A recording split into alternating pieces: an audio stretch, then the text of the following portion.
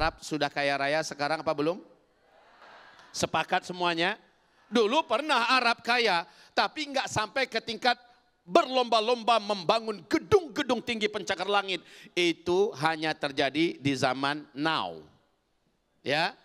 Setelah itu lanjut dalam hadis berikutnya, Rasulullah bersabda, "Hai Muaz, bila daerah ini," maksudnya Arab, "sudah turun salju, pertanda jarak antara ubun-ubunmu dengan kiamat sudah sangat-sangat dekat." Salju sudah turun di Arab apa belum?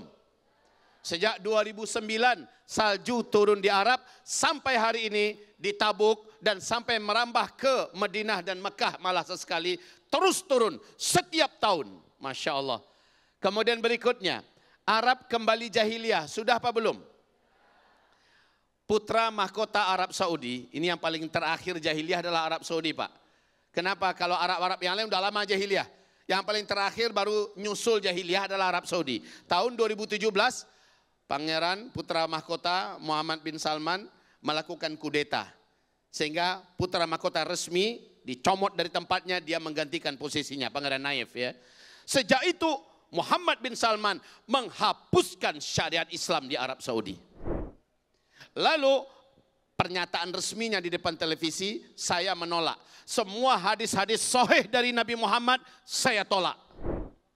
Dan baru-baru ini beliau dengan sangat berani dan lantang di depan televisi berkata, saya memastikan seluruh Arab tahun 2025 sudah menjadi Eropa baru.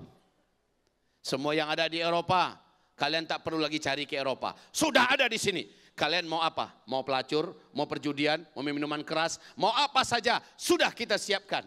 Dan betul saja, belakangan ini secara beruntun diresmikan pusat demi pusat maksiat di Arab Saudi, Bapak Ibu. Arab sekarang sudah menjadi jahiliyah. Ini minta maaf ini, karena waktu kita tidak memadai, hanya 45 menit saya presentasi, maka terlalu banyak video, gambar-gambar, data-data dan fakta yang bisa kami tayangkan, terpaksa kita hold. Ya, kita tahan dulu. Kalau seandainya Bapak Ibu pengen lebih lengkap, supaya lebih jelas penjelasan ini, yuk suatu hari kelak kita dalam pertemuan resmi daurah dari pagi sampai sore. Siap? Ya, suatu hari nanti. Kapan itu Buya? Entahlah.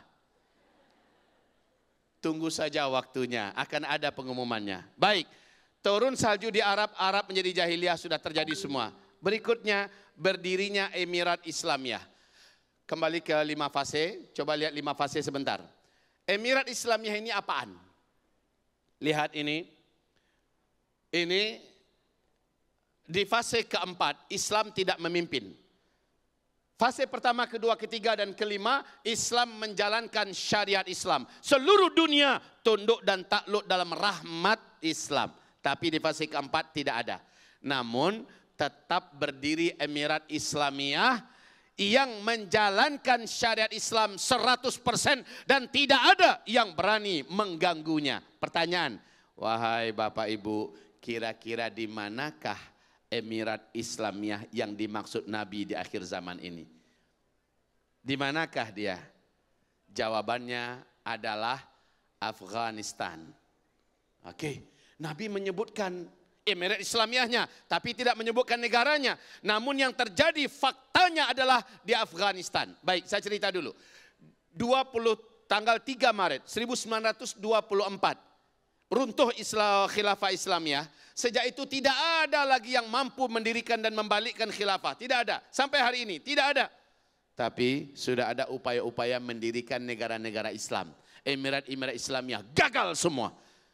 Emirat Islamiyah Kaukasus gagal. Sebentar saja berdiri, dikeroyok rame-rame oleh Amerika, oleh PBB, oleh NATO, lenyap.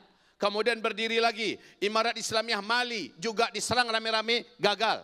Muncul lagi Emirat Islamiyah Yaman, gagal. Berbagai macam upaya mendirikan emirat gagal semuanya. Tapi ada satu kekuatan yang tidak bisa dibendung. Mereka adalah para santri yang pulang dari tempat-tempat mereka kuliah dan belajar. Dari Arab Saudi pulang balik ke Afghanistan. Dari Sudan balik, dari Mesir kembali ke Afghanistan. Para santri-santri ini balik, lalu mereka membuat aliansi yang disebut dengan Taliban. Santri bahasa Arabnya Talib ya. Taliban adalah para santri. Dihalaulah para penjajah dari Uni Soviet. Terjadi peperangan sengit yang hebat sekali kaum muslimin. Uni Soviet kalah, tumbang, hancur berkeping-keping. Yang terbesar hari ini adalah Rusia. Setelah itu tahun 2000 berkibarlah Emirat Islamiyah Afghanistan yang pertama.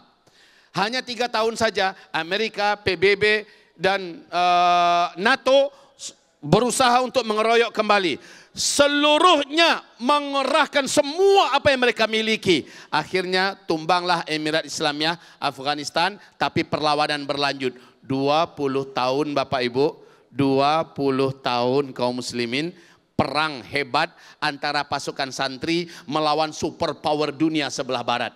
20 tahun, bukan 20 bulan. 20 tahun dengan senjata ala kadarnya. Tanggal 16 Agustus 2021 Amerika kalah telak.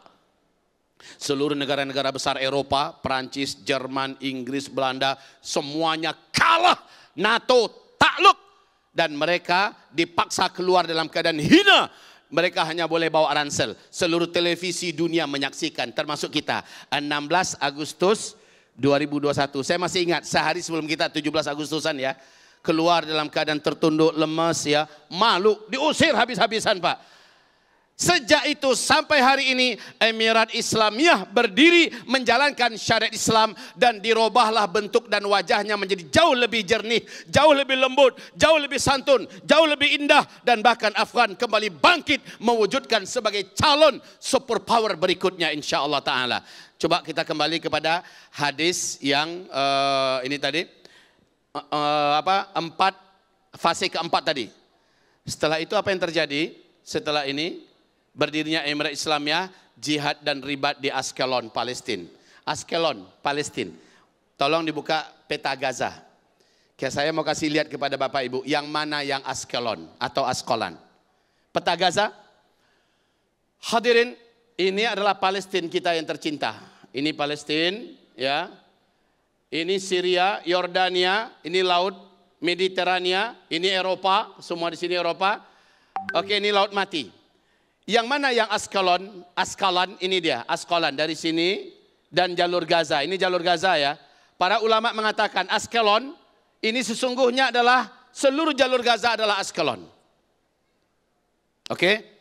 Tanggal 7 Oktober 2023. Apa yang terjadi 7 Oktober 2023? Terjadi serangan badai Al-Aqsa. Dan serangan ini membuat sejarah terbalik.